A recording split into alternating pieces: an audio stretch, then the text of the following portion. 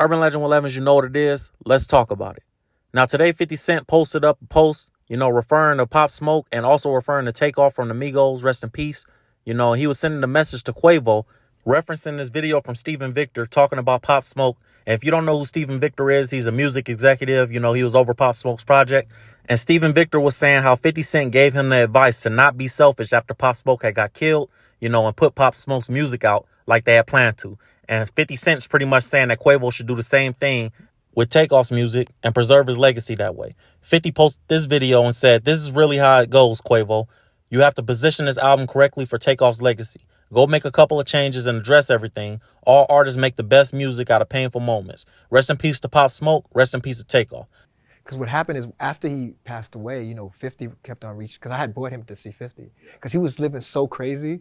I was like, bro, you got to chill. He was on some like, nah, this is me. You're not. Because he always looked at it like, I would tell him something, and he'd be like, you don't live in my world, so you can't really. And I'd be like, I don't need to live in your world. Like, I know, you know what I'm saying? So my thought was like, he's a huge fan of 50, and 50's like an artist that's always been consistently who he is. I'm gonna get 50 to speak to him.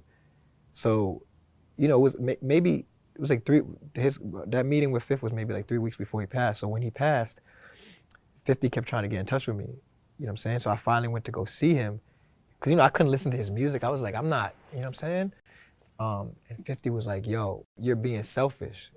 He was like, you can't let your emotions or you being like in this depressed state. I guess he could tell I was like, stop you from executing what plans you guys had. Because 3 weeks ago, you guys were in my office talking about taking over the world. I was like, now, he passed away, but who's going to keep his legacy going? Who's going to make sure his music comes out so that he could take care of his family? Like, he was like, that's on you. You can't.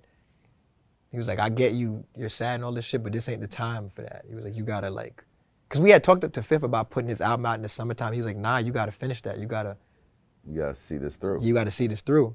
And he's like, and if you need my help, like I'll promote it, whatever you need from my side, like I'll help you. He's like, but you can't. He was like, nah, bro. He's like, you can't be selfish.